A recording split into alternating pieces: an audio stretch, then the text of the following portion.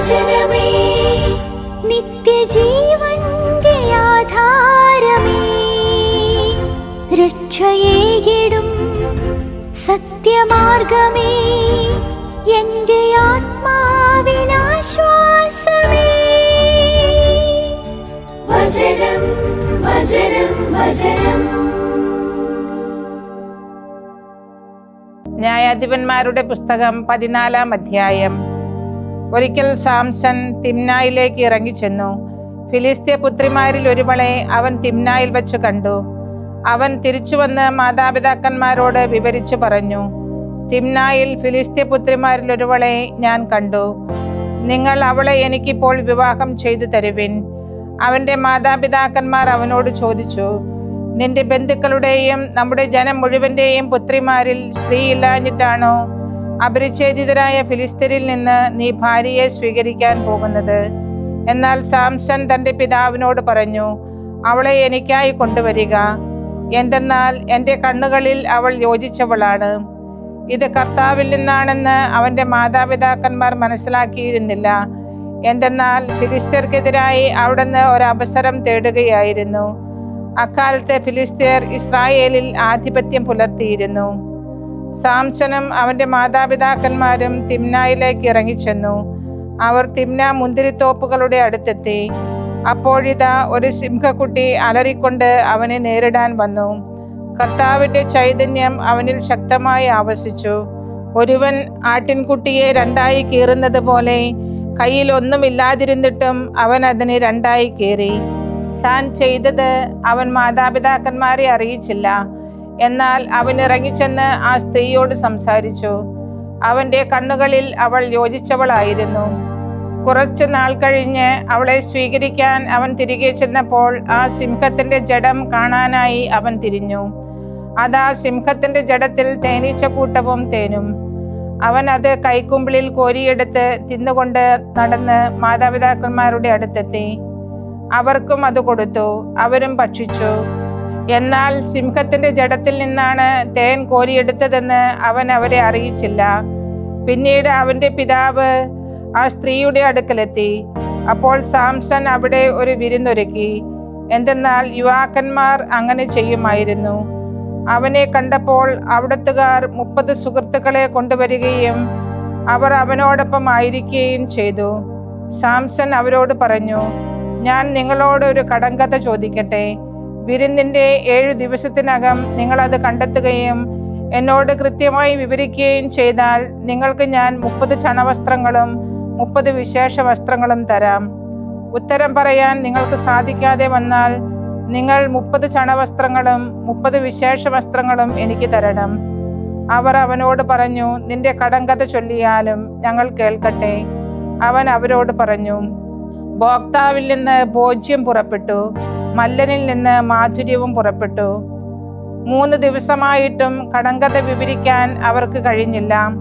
4-ാം ദിവസം അവർ സാംസന്റെ ഭാര്യയോട് പറഞ്ഞു, നിന്റെ ഭർത്താവിനെ വശീകരിച്ച് കടങ്കഥ ഞങ്ങൾക്ക് വിശദീകരിക്കുക.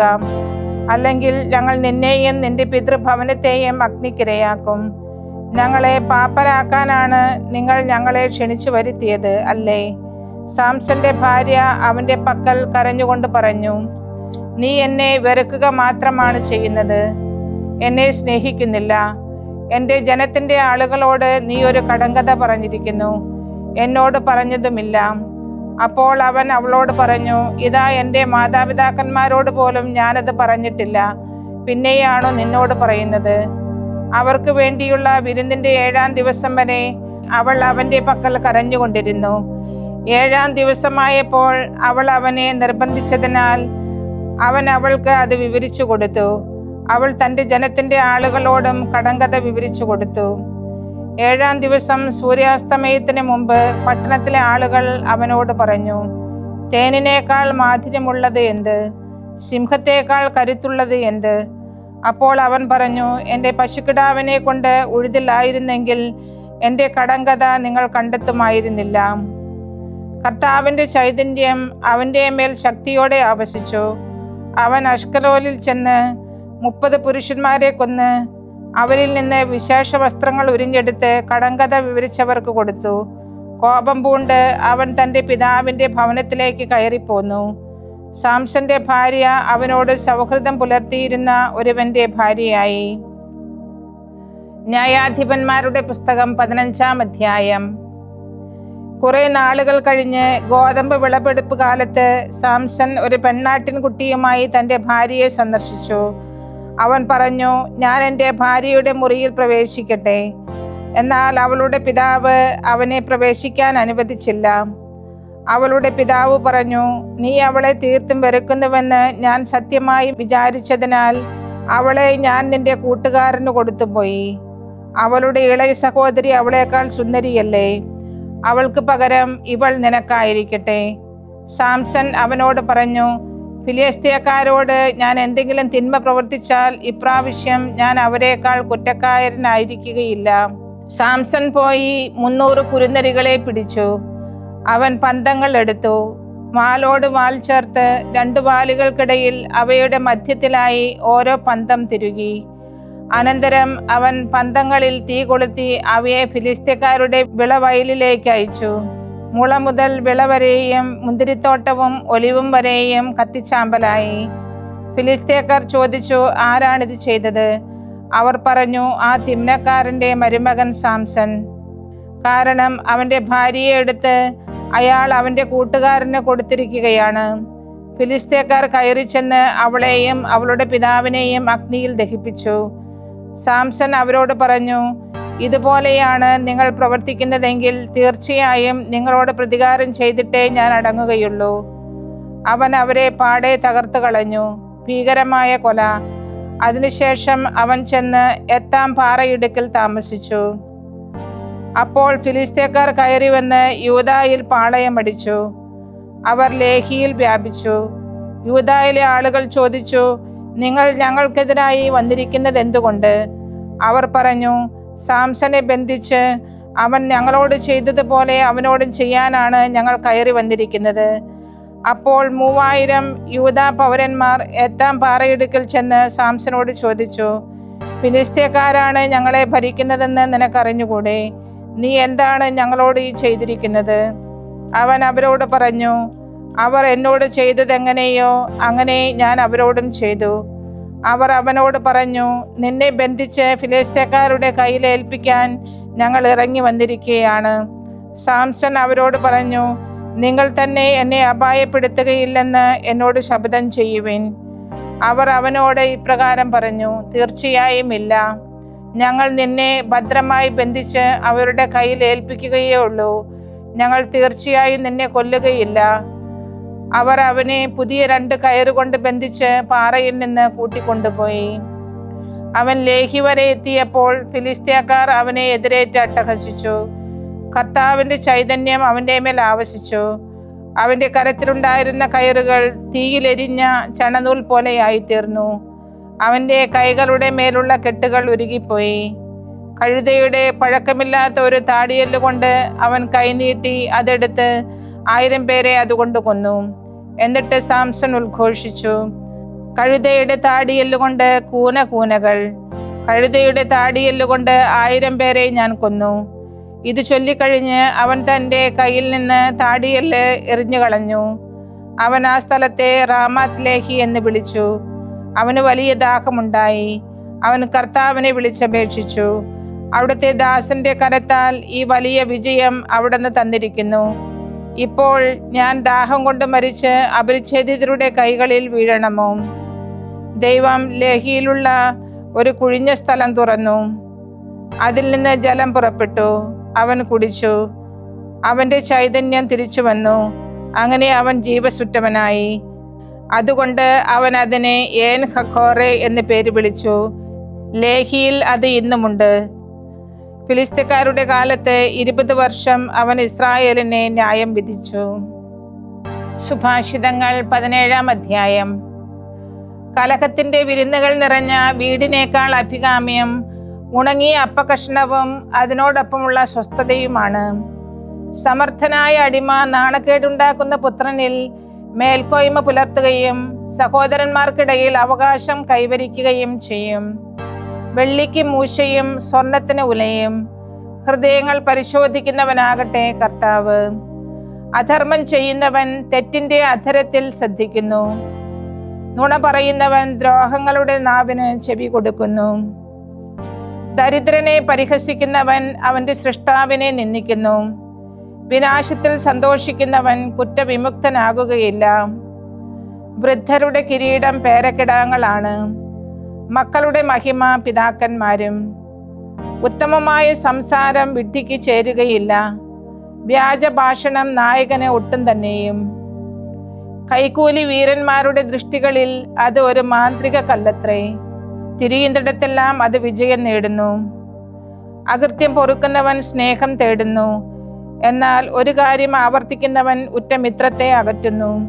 ഭോഷനെ 100 തവണ അടിക്കുന്നതിനേക്കാൾ കൂടുതൽ ഉള്ളിൽ തട്ടുന്നതാണ് ഉൾക്കാഴ്ചയുള്ളവനിൽ ഒരു ഗുണദോഷം. അധർമ്മി തേടുന്നത് കലാപം മാത്രമാണ്. അവനെതിരെ ക്രൂരനായ ഒരു ദൂതൻ അയക്കപ്പെടും. കുഞ്ഞ് നഷ്ടപ്പെട്ട ഒരു പെൺകരടിയെ നേരിടാം, എന്നാൽ ഭോഷനെ അവന്റെ ഭോഷത്വത്തിൽ പറ്റില്ല. ഉപകാരത്തിന് പകരം അപകാരം തിരികെ നൽകുന്ന ഒരുവന്റെ ഭവനത്തിൽ നിന്ന് അനർത്ഥം വിട്ടുമാറുകയില്ല. വെള്ളം തുറന്നു വിടുന്നത് പോലെയാണ് കലഹത്തിന്റെ ആരംഭം. തർക്കം വഴക്കാകുന്നതിന് മുമ്പ് സ്ഥലം വിടുക. ദുഷ്ടനെ സാധൂകരിക്കുന്നവനും നീതിമാനെ നീചനാക്കുന്നവനും ഇരുവരും കർത്താവിന് മ്ലേച്ഛതയാണ്. ബുദ്ധിയില്ലാതിരിക്കെ ഭോഷന്റെ കൈവശം ജ്ഞാനം വാങ്ങാൻ ധനമുണ്ടായിട്ട് എന്ത് കാര്യം? എല്ലാ കാലത്തും സ്നേഹിക്കുന്നവനാണ് മിത്രം, സഹോദരനോ കഷ്ടപ്പാടുകാലത്തേക്ക് ജാതനായവനും.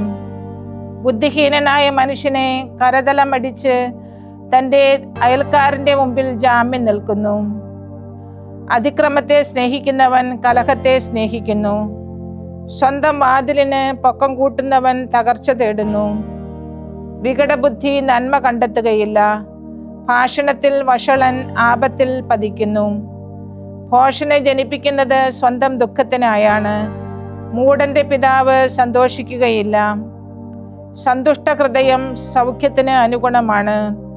സന്തപ്ത ചൈതന്യം അസ്ഥി ഉണക്കുന്നു. ദുഷ്ടൻ ന്യായത്തിന്റെ പാതകൾ തെറ്റിക്കാൻ കീശയിൽ നിന്ന് കൈക്കൂലി സ്വീകരിക്കുന്നു. ഉൾക്കാഴ്ചയുള്ളവന്റെ സന്നിധിയാണ് ജ്ഞാനം. ഭോഷന്റെ ദൃഷ്ടികൾ ഭൂമിയുടെ അതിർത്തിയിലും. ഭോഷനായ പുത്രൻ തൻ്റെ പിതാവിന് ദുഃഖവും ജനയിത്രിക്ക് കയ്പുമാണ്. പ്രഭുക്കന്മാരെ സത്യവിരുദ്ധമായി പ്രഹരിക്കാൻ നീതിമാനെ പിഴ ചുമത്തുന്നത് ഒട്ടും നന്നല്ല. വിജ്ഞാനം നേടിയവൻ വാക്കുകൾ നിയന്ത്രിക്കുന്നു. വിവേകമുള്ള വ്യക്തി പ്രശാന്ത ചൈതന്യമുള്ളവനാണ്. വിഡ്ഢി പോലും മൗനം ഭജിച്ചാൽ ജ്ഞാനിയാണെന്നും അധരങ്ങൾ പൂട്ടിയാൽ ദിഷണാശാലിയാണെന്നും കരുതപ്പെടും. വിശുദ്ധ ലൂക്ക എഴുതിയ സുവിശേഷം 17-ാം അധ്യായം 1 മുതൽ 19 വരെയുള്ള തിരുവചനങ്ങൾ. അവൻ തൻ്റെ ശിഷ്യന്മാരോട് പറഞ്ഞു, ഇടർച്ചകൾ ഉണ്ടാകാതിരിക്കുക അസാധ്യം, എന്നാൽ ആര് മൂലം അവ ഉണ്ടാകുന്നുവോ അവന് ദുരിതം. ഈ ചെറിയവരിൽ ഒരുവന് ഇടർച്ച നൽകുന്നതിനേക്കാൾ കഴുത്തിൽ തിരികല്ല് കെട്ടി കടലിൽ എറിയപ്പെടുന്നതാണ് നല്ലത്. ശ്രദ്ധിച്ചു കൊള്ളുവിൻ. നിന്റെ സഹോദരൻ തെറ്റു ചെയ്താൽ അവനെ ശാസിക്കുക, പശ്ചാത്തപിച്ചാൽ അവനോട് ക്ഷമിക്കുക. ദിവസത്തിൽ 7 പ്രാവശ്യം അവൻ നിനക്കെതിരായി പാപം ചെയ്യുകയും 7 പ്രാവശ്യവും തിരിച്ചു വന്ന് ഞാൻ പശ്ചാത്തപിക്കുന്നു എന്ന് പറയുകയും ചെയ്താൽ നീ അവനോട് ക്ഷമിക്കണം. അപ്പോൾ അപ്പസ്തോലന്മാർ കർത്താവിനോട് പറഞ്ഞു, ഞങ്ങളുടെ വിശ്വാസം വർദ്ധിപ്പിക്കണമേ. കർത്താവ് പറഞ്ഞു, നിങ്ങൾക്ക് ഒരു കടുകുമണിയോളം വിശ്വാസമുണ്ടെങ്കിൽ ഈ സിക്കമിൻ വൃക്ഷത്തോട് കടയോടെ ഇളകി കടലിൽ ചെന്ന് വേരുറയ്ക്കുക എന്ന് പറഞ്ഞാൽ അത് നിങ്ങളെ അനുസരിക്കും. നിങ്ങളുടെ ഒരു ഭൃത്യൻ ഉഴുകയോ ആട് മേയ്ക്കുകയോ ചെയ്തിട്ട് വയലിൽ നിന്ന് വരുമ്പോൾ അവനോട് നീ ഉടനെ വന്ന് ഭക്ഷണത്തിനിരിക്കുക എന്ന് നിങ്ങളിൽ ആരെങ്കിലും പറയുമോ? നിങ്ങൾ ഇങ്ങനെയല്ലേ അവനോട് പറയുക, എനിക്ക് ഭക്ഷിക്കാൻ എന്തെങ്കിലും തയ്യാറാക്കുക, ഞാൻ തിന്നുകയും കുടിക്കുകയും ചെയ്യുന്നത് വരെ അരമുറുക്കി എന്നെ പരിചരിക്കുക, അതിനുശേഷം നിനക്ക് തിന്നുകയും കുടിക്കുകയും ചെയ്യാം. കൽപ്പിക്കപ്പെട്ടത് ചെയ്തതുകൊണ്ട് ദാസനോട് നിങ്ങൾ നന്ദി പറയുമോ? ഇതുപോലെ തന്നെ നിങ്ങളും കൽപ്പിക്കപ്പെട്ടവയെല്ലാം ചെയ്ത ശേഷം ഞങ്ങൾ പ്രയോജനമില്ലാത്ത ദാസന്മാരാണ്, കടപ്പെട്ടത് ചെയ്തതേയുള്ളൂ എന്ന് പറയുവിൻ. 10 കുഷ്ഠരോഗികൾ. ജെറുസലേമിലേക്ക് യാത്ര ചെയ്യുമ്പോൾ അവൻ സമരിയായ്ക്കും ഗലീലയ്ക്കും മധ്യേ കൂടി കടന്നു പോവുകയായിരുന്നു. അവൻ ഒരു ഗ്രാമത്തിൽ പ്രവേശിച്ചപ്പോൾ അകലെ നിന്നിരുന്ന 10 കുഷ്ഠരോഗികൾ അവനെ കണ്ടുമുട്ടി. അവർ സ്വരമുയർത്തി, യേശുവേ, ഗുരു, ഞങ്ങളിൽ കനിയണമേ എന്ന് അപേക്ഷിച്ചു. അവരെ കണ്ടപ്പോൾ അവൻ പറഞ്ഞു, പോയി നിങ്ങളെ തന്നെ പുരോഹിതന്മാർക്ക് കാണിച്ചു കൊടുക്കുവിൻ. പോകും വഴി അവർ ശുദ്ധരാക്കപ്പെട്ടു. അവരിൽ ഒരുവൻ താൻ രോഗവിമുക്തനായി എന്ന് കണ്ട് വലിയ സ്വരത്തിൽ ദൈവത്തെ മഹത്വപ്പെടുത്തിക്കൊണ്ട് തിരിച്ചു വന്നു. അവൻ യേശുവിൻ്റെ കാൽക്കൽ കമിഴ്ന്നു വീണ് നന്ദി പറഞ്ഞു. അവൻ ഒരു സമരിയാക്കാരനായിരുന്നു. യേശു ചോദിച്ചു, 10 പേരല്ലേ ശുദ്ധമാക്കപ്പെട്ടത്? ബാക്കി 9 പേർ എവിടെ? തിരിച്ചു വന്ന് ദൈവത്തിന് മഹത്വം കൊടുക്കാൻ ഈ വിജാതീയനെ അല്ലാതെ മറ്റാരെയും കണ്ടില്ലല്ലോ. അനന്തരം യേശു അവനോട് പറഞ്ഞു, എഴുന്നേറ്റ് പോയിക്കൊള്ളുക, നിന്റെ വിശ്വാസം നിന്നെ രക്ഷിച്ചിരിക്കുന്നു. ദൈവവചനമേ, നിത്യജീവന്റെ ആധാരമേ, രക്ഷയേകിടും സത്യമാർഗമേ, എന്റെ ആത്മാ